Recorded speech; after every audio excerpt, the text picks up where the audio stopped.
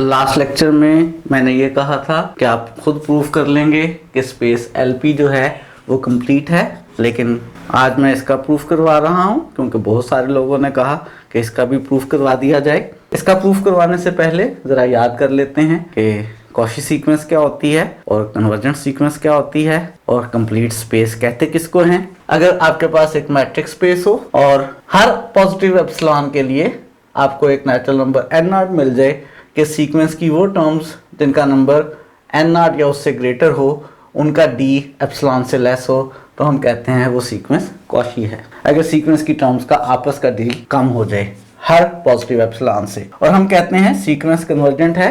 Matrix space X के अंदर एक सीक्वेंस xn कन्वर्जेंट है और मैट्रिक्स स्पेस के एक एलिमेंट X को कन्वर्ज कर रही है।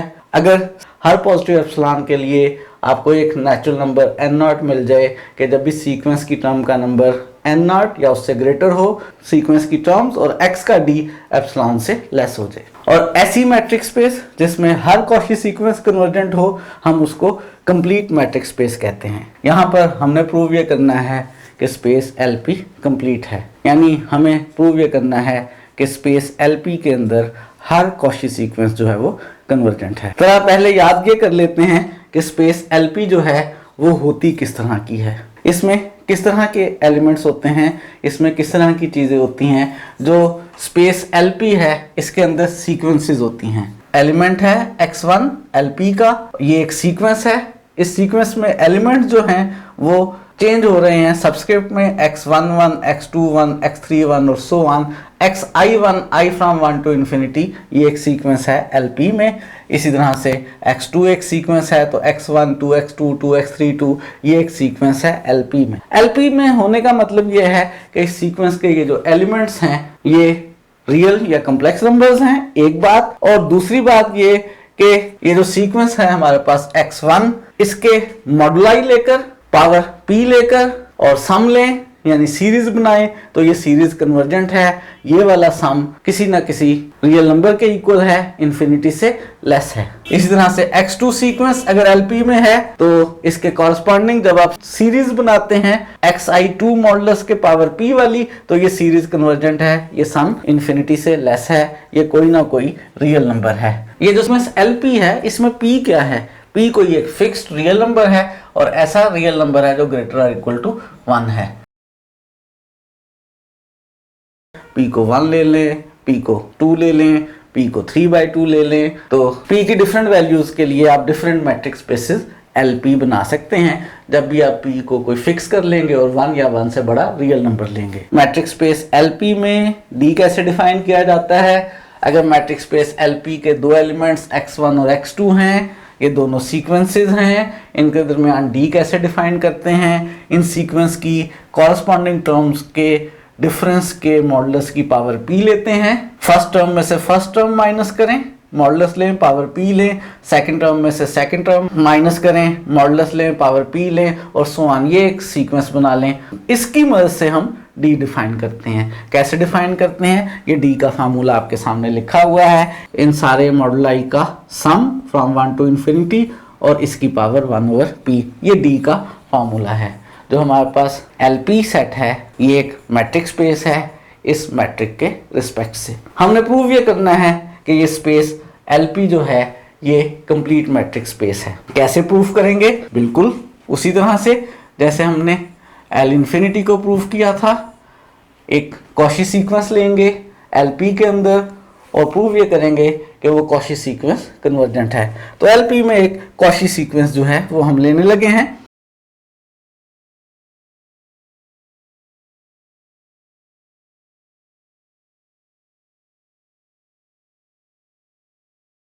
लेट कर लिया कि xn जो है n फ्रॉम 1 टू इन्फिनिटी, यानी x1 सुपरस्क्रिप्ट में 1, x2 x3 सुपरस्क्रिप्ट में ये नंबर्स, ये हमारे पास एक कॉची सीक्वेंस है LP के अंदर। अप्रूव ये करेंगे कि ये कन्वर्जेंट है।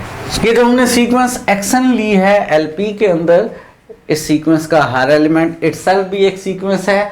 x1 एक सीक्वेंस है, x11 x21 x31 so on, x2 भी एक सीक्वेंस है, एक्स एन भी एक सीक्वेंस है, एक्स एम भी एक सीक्वेंस है। और ये सारी सीक्वेंसेस कैसी हैं? एलपी में होने का मतलब है इनमें हर सीक्वेंस में अगर हम मॉडुलस की पावर पी लें और उसको सम करके सीरीज बनाए तो वो सीरीज कन्वर्जेंट है, उस सीरीज का सम फाइनाइट रियल नंबर है। हमने प्रूव ये करना है कि ये जो सीक्वेंस है हमारे पास, ये जो कॉची सीक्वेंस हमने ली है, ये एक कन्वर्जेंट सीक्वेंस है। कैसे प्रूव करेंगे?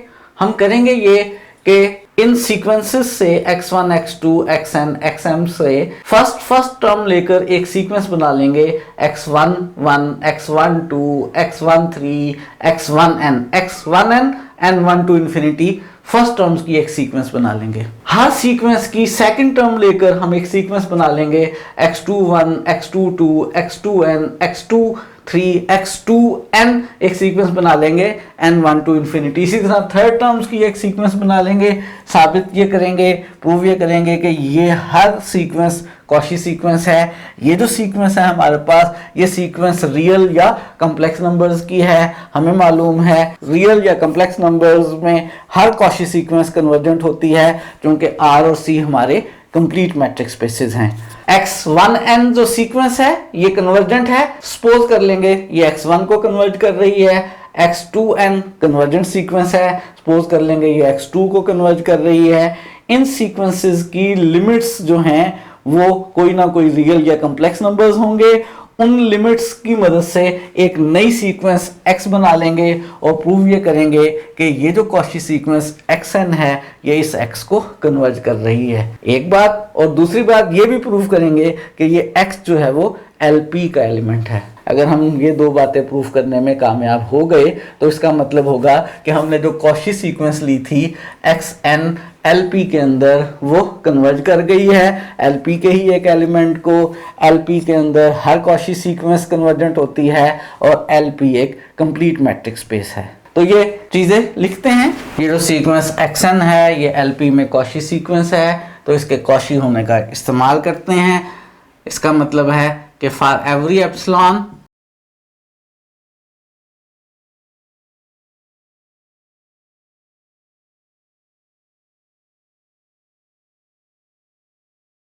हर पॉजिटिव एप्सिलॉन के लिए सीक्वेंस की टर्म्स xn और xm का d जो है वो एप्सिलॉन से लेस होगा जब भी इस सीक्वेंस की टर्म का जो नंबर m और n है वो इस नेचुरल नंबर n0 से ग्रेटर इक्वल हो।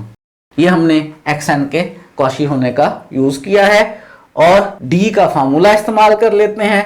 d का फार्मूला क्या है? d का फार्मूला है कि xn और xm सीक्वेंसेस जो हैं इनकी कॉरस्पॉन्डिंग टर्म्स के डिफरेंस का मॉडुलस लेकर पावर p लें, xin माइनस xim मॉडुलस की power p i from 1 to infinity और इस सारे की पावर 1/p।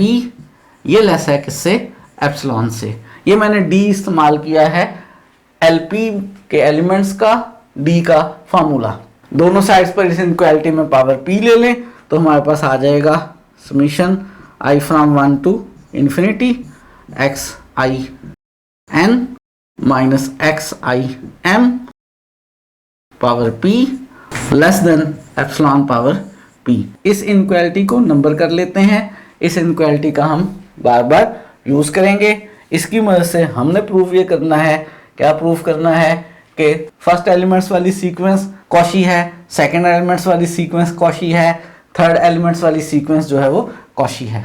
अगर हमारे पास मॉडुलस है और सम है वो एप्सिलॉन पावर p से लेस है तो इसका मतलब हम कह सकते हैं कि इस सम में मौजूद हर नंबर जो है वो भी एप्सिलॉन पावर p से लेस है। यहाँ से हम रिजल्ट ड्राइव कर सकते हैं कि xin माइनस xim की पावर p जो है वो less than epsilon over p है i की हर वैल्यू के लिए। इस सम में मौजूद हर टर्म जो है वो एप्सिलॉन पावर p से लेस है। i की वैल्यू 1 के लिए भी, i की वैल्यू 2 के लिए भी, 3 के लिए भी और ऑल वैल्यूज के लिए। और कौन से m और n के लिए? उन सारे m और n के लिए जिनका नंबर जो है वो n0 या उससे ग्रेटर है। दोनों साइड्स पर बार 1/p ले लें तो हमारे पास रिजल्ट ड्राइव हो गया कि xi(n) minus xi(m) modulus is less than epsilon.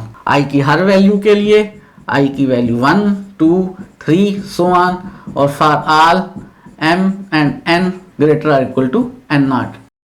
i की वैल्यू अगर 1 लें तो आप कह सकते हैं कि x1n जो है वो एक कॉशी सीक्वेंस है। i की वैल्यू 2 लें तो हम कह सकते हैं x2n जो है वो एक कॉशी सीक्वेंस है। हम कह ये सकते हैं कि i की वैल्यू 1 के लिए x1n जो सीक्वेंस बन रही है n1 टू इन्फिनिटी, i की वैल्यू 2 से जो सीक्वेंस बन रही है x2n n from 1 to infinity, और xi3 सीक्वेंस, ये सारी सीक्वेंसेस क्या हैं? Are Cauchy sequences in R और C। ये सारी सीक्वेंसेस जो i की वैल्यू 1 से बन रही है, i की वैल्यू 2 से बन रही है, ये सारी सीक्वेंसेस कॉशी सीक्वेंसेस हैं R में या C में। डिपेंड करता है कि हमारी मैट्रिक्स स्पेस LP के अंदर जो हर सीक्वेंस है उसके एलिमेंट्स रियल नंबर्स हैं या कॉम्प्लेक्स नंबर्स हैं। ये हमारे पास R में या C में कॉशी सीक्वेंसेस हैं। हमें मालूम है R और C दोनों ही कंप्लीट हैं, इसका मतलब है इनमें से हर कॉशी सीक्वेंस कन्वर्जेंट है।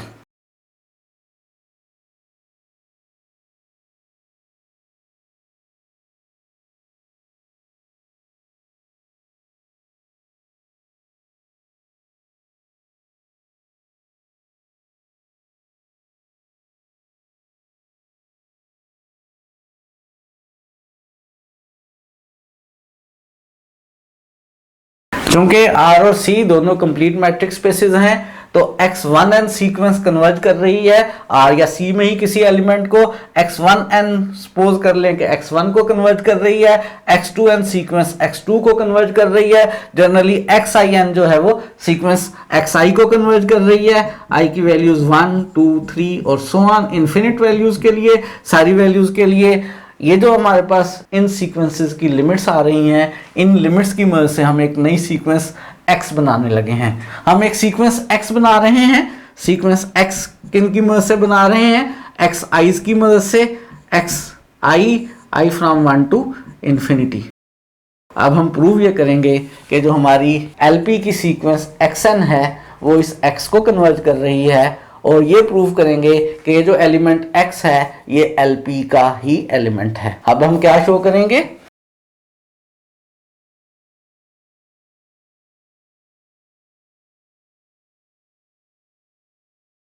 अब हम दो बातें शो करेंगे कि जो हमारी xn सीक्वेंस है जो LP में हमने ली है वो x को कन्वर्ज कर रही है, और ये जो x सीक्वेंस हमने बनाई है ये LP में है। अब ये बात प्रूव करने के लिए कि xn x को कन्वर्ज कर रही है और x जो है वो मैट्रिक्स स्पेस LP का एलिमेंट है, हम 1 इनक्वालिटी जो है उसको ले रहे हैं और 1 में से हम थोड़ी सी चेंज करने लगे हैं।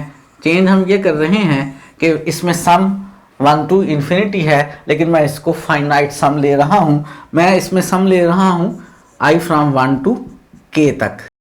क्यों ले रहे हैं अभी देखते हैं कि हमने इस सम को फाइनाइट क्यों किया है। xin minus xi(m) modulus power p less than epsilon p। ये इनक्वालिटी याद रहे होल्ड कर रही है किसके लिए? For all m and n greater or equal to n0 के लिए, और for all values of i hold कर रही है। लेकिन ये जो सम है 1 में i की वैल्यू 1 से इन्फिनिटी तक था। अगर 1 से इन्फिनिटी तक का जो सम है वो एप्सिलॉन पावर p से लेस है, तो 1 से k तक का सम भी एप्सिलॉन पावर p से लेस ही होगा, जहां पर आप k जो है वो कोई सा भी नेचुरल नंबर ले सकते हैं। इसमें अब मैं ले रहा हूं limit m approaches to infinity. अगर मैं m approaches to infinity limit लूं तो मेरे पास ये जो x1m होगी या x2m होगी या xim होगी, ये किसको कन्वर्ज करेगी? मेरे पास xim जो है वो कन्वर्ज करेगी किसको? xi को, यानी इसकी लिमिट i होगा। ये मैं लिमिट ले रहा हूं। सम चूंकि फाइनाइट है इसलिए लिमिट को अलग अलग ले सकता हूं। इनमें से हर एक XIM जो है वो XI को कन्वर्ट करेगी। तो मैं इस सम को लिख सकूंगा summation I from 1 to K XIN minus XIM में जो है जब m अप्रोचेस टू इन्फिनिटी लेंगे तो उसका आंसर XI आ गया। और इसीलिए हमने इस सम को फाइनाइट किया था। पहले ये 1 में सम i की वैल्यू 1 से इन्फिनिटी तक था, हमने इसको फाइनाइट कर लिया, i की वैल्यू 1 से k तक कर लिया। फाइनाइट सम करने का फ़ायदा ये हुआ कि हमें मालूम है अगर फाइनाइट सम की लिमिट हल कर रहे हो और हर टर्म की लिमिट एग्जिस्ट करती हो तो सम की लिमिट को अलग अलग कर सकते हैं। ये फाइनाइट सम था, हमने इसमें m अप्रोचेस टू इन्फिनिटी लिया और सम में हर टर्म की लिमिट अलग अलग कर ली। हर XIM किसको कन्वर्ट कर रही है? XI को। ये रिजल्ट होल्ड कर रहा है किन वैल्यूज के लिए? ये रिजल्ट होल्ड कर रहा है for all n greater equal to n naught के लिए। ये रिजल्ट होल्ड कर रहा है for all k belongs to n के लिए। जब भी आप नेचुरल नंबर फिक्स कर लेंगे ये रिजल्ट होल्ड करेगा।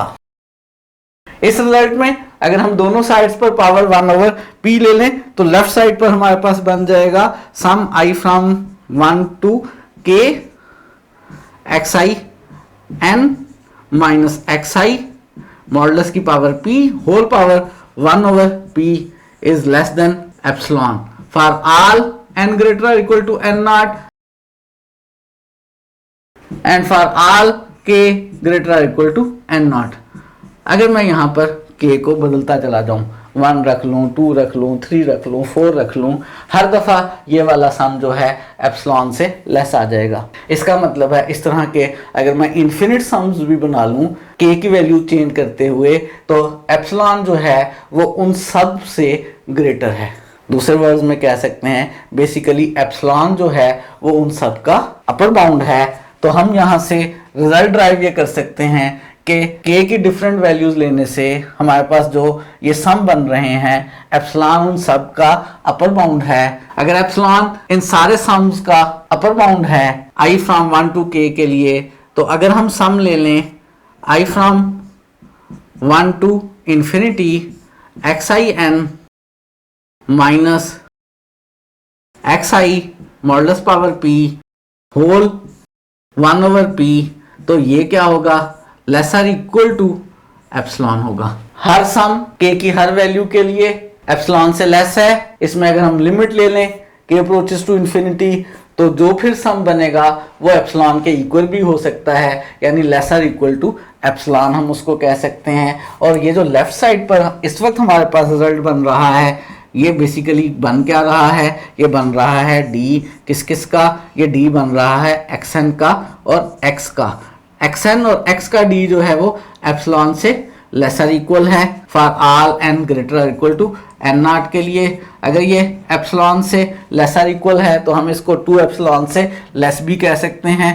हम कह सकते हैं कि जो हमारे पास d है xn और x का वो लेस है 2 एप्सिलॉन से for all n greater equal to n naught. और कोई सा भी एप्सिलॉन ले लें जो रियल नंबर हो और पॉजिटिव हो तो ये इनक्वालिटी होल्ड कर गई है।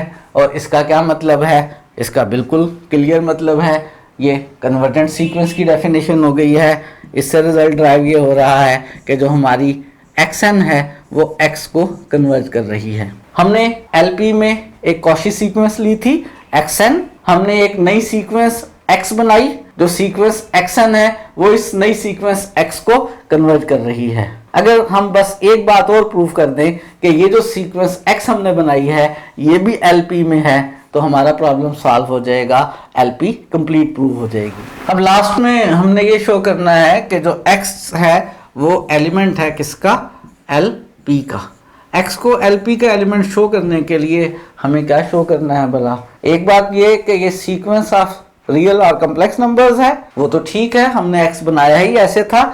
हमने x जो है वो बनाया था कहाँ से? x1 x2 और ये सारे एलिमेंट्स कहाँ थे? ये सारे एलिमेंट हमारे पास R या C में से थे। एक बात LP में होने के लिए ये होनी चाहिए कि उसमें जो सीक्वेंस है उसके एलिमेंट्स R या C में से हों। ये बात तो हमारी कंस्ट्रक्शन की वजह से है।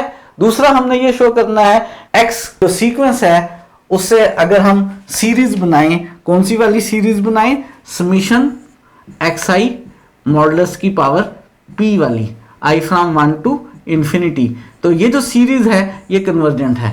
अगर हम ये बात भी प्रूव कर लें तो इसका मतलब होगा कि जो हमारे पास सीक्वेंस x है वो LP में मौजूद है। इस सीक्वेंस x को LP में शो करने के लिए हम ये वाली सीरीज शो करते हैं कि ये कन्वर्जेंट है।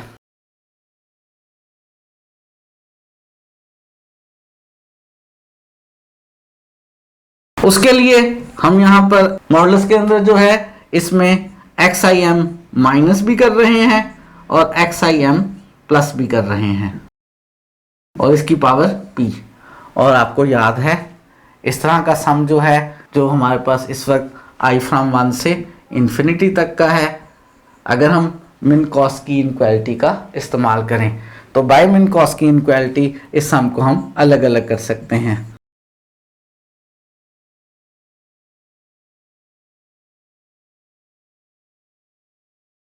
मिन कॉस की इनक्वालिटी का इस्तेमाल करते हुए इसको अलग अलग कर रहे हैं। समीशन xi माइनस xim का modulus i from 1 to infinity, modulus की पावर p भी है, प्लस समीशन xim के मॉडुलस की पावर p और i फ्रॉम 1 टू इंफिनिटी।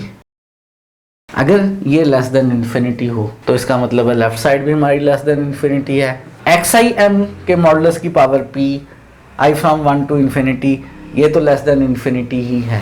ये वाला मॉडुलस का सम जो सीरीज बन रही है ये कन्वर्जेंट है, क्योंकि xm जो है वो हमारे पास LP का एलिमेंट है। और ये वाला जो सम है ये भी फाइनाइट है, ये सीरीज भी कन्वर्जेंट है, ये बाय 2 में ये सारा सम की power 1/p less than epsilon है, दोनों साइड्स पर पावर p ले लें तो ये xim माइनस xi के मॉडुलस की पावर p का जो सम है ये less than epsilon power p होगा, यानी ये कन्वर्जेंट होगा। ये बाय 2 कन्वर्जेंट है और ये LP का एलिमेंट होने की वजह से कन्वर्जेंट है। अगर ये दोनों कन्वर्जेंट हैं, इनका सम फाइनाइट है, तो इन दोनों का सम भी फाइनाइट होगा, यानी इस सीरीज का सम किसी ना किसी रियल नंबर से लेस होगा, ये भी कन्वर्जेंट ही होगी।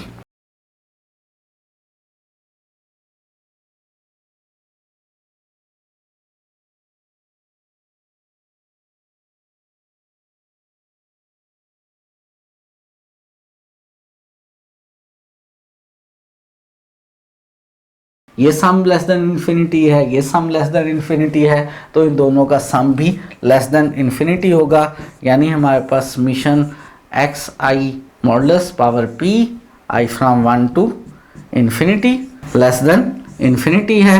और यहाँ से क्या नतीजा निकला, यहाँ से नतीजा ये निकला कि जो हमने सीक्वेंस x बनाई थी, जो basically xi i from 1 to infinity थी, जिसमें रियल या कम्प्लेक्स नंबर्स थे, ये एलिमेंट LP में मौजूद है। हमने प्रूव ये किया कि जो LP में हमने कॉची सीक्वेंस xn ली थी वो LP के ही एक एलिमेंट x को कन्वर्ट कर रही है, तो प्रूव ये हो गया, रिजल्ट ये ड्राइव हो गया कि जो सीक्वेंस LP है हमारी वो कंप्लीट मैट्रिक स्पेस है।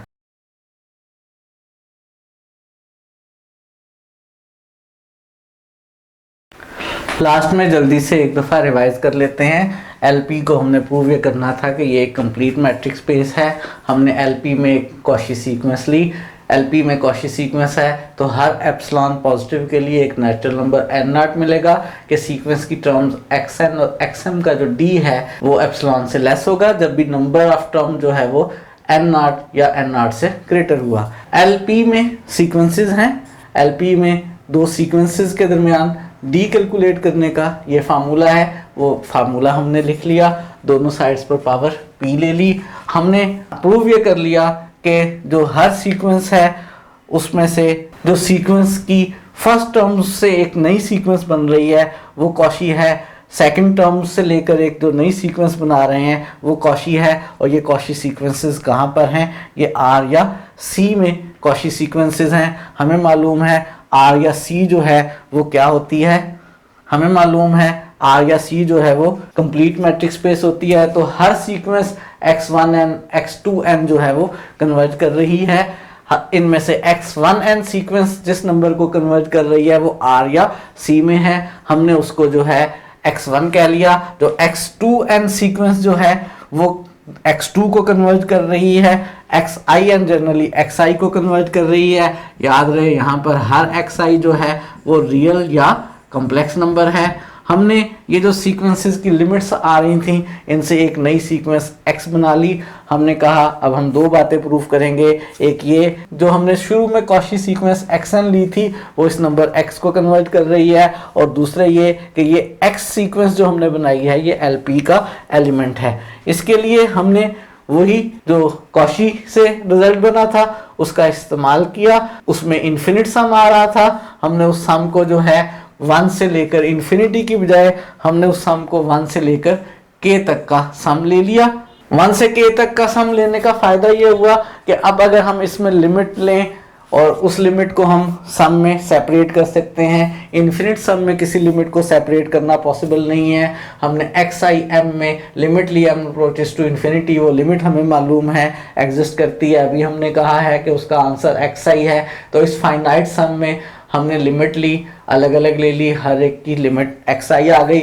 हमने कहा ये जो सम बन रहा है फाइनाइट सम है ये एप्सिलॉन पावर p से लेस है, ये k की हर वैल्यू के लिए एप्सिलॉन पावर p से लेस है। दोनों साइडों पर पावर 1/p ले ली। अगर ये सम k की हर वैल्यू के लिए एप्सिलॉन से लेस है तो अगर हम इस सम को इन्फिनिटी तक करेंगे तो वो मैक्सिमम एप्सिलॉन के इक्वल आ सकता है, वो सम लेसर इक्वल टू एप्सिलॉन होगा। यहाँ से प्रूव हो गया कि xn और x का जो d है वो एप्सिलॉन से लेस है।